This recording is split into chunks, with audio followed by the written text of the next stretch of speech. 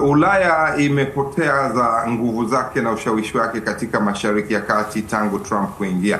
Walipokutana Paris ni katika kuangalia ni namna gani wanaweza kusaidia kufungua njia ya Hormuz, manake wamelazimishwa na Trump, na wao Uingereza na Ufaransa wamekubali kwamba wataweza kushirikiana katika njia hiyo kusaidia meli kupita na kadhalika, na kuondoa mabomu yaliyotegwa chini ya ardhi. Lakini mbali na hayo, sidhani Ulaya ina ushawishi wote. Kama vile nchi za Kiarabu zimelazimisha kwa siasa za chini kwa chini, wanaweza kuwa na ushawishi kidogo kwa Trump na Israel ni kidogo sana. Lakini kwa hivi sasa Ulaya wanajaribu kuona ni namna gani uchumi wao hautoathirika zaidi. Kama tulivyosikia, IMF ilitangaza katika mkutano wao wiki hii kwamba Ulaya ina mafuta ya ndege kuweza kudumu miezi 6 tu. Kwa hivyo ni hatari kubwa, ni miezi 6 imebaki kwa mafuta yao. Kwa hivyo ni jambo muhimu kwa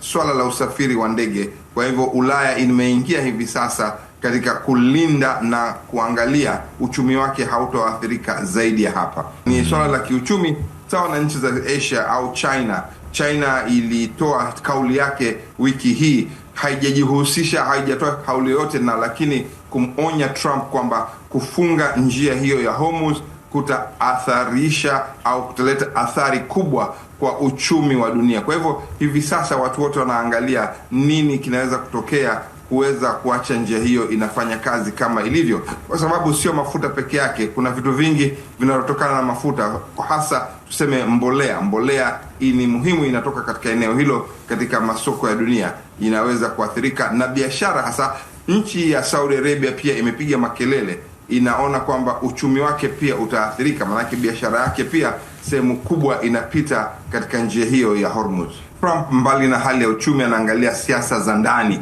za hapa Marekani. Uchaguzi wa kati ya mhula ni Novemba, na hatari iliyopo ni kwamba chama cha Republican kinapoteza vibaya sana viti katika uchaguzi unaofanyika katika sehemu mbalimbali kwa wakati huu.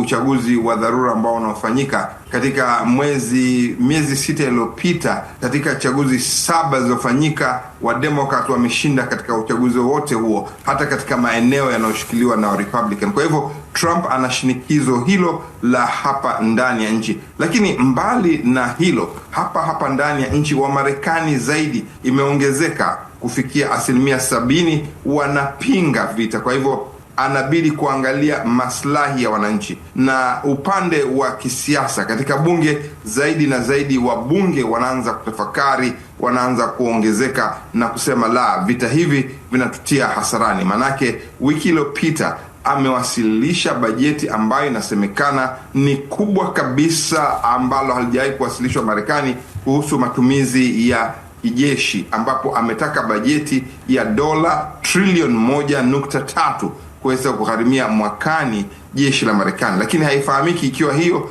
ni pamoja na matumizi ya hivi sasa, manake wataalamu wanasema Marekani inatumia karibu dola bilioni 2 kwa siku katika vita hivi vilivyokuwa vikiendelea. Kwa hivyo masuala haya yote yanamkumba, shinikizo ndani ya nchi linamlazimisha kutafuta njia kuondoka katika vita hivi, kwa sababu akishindwa katika mwezi wa Novemba, mwenyewe ameshasema wa Republican wanajua kwamba wa Democrat wakichukua madaraka, njia moja ambayo haitokosekana ni kwamba watamfungulia mashtaka ya kumwondoa madarakani bungeni.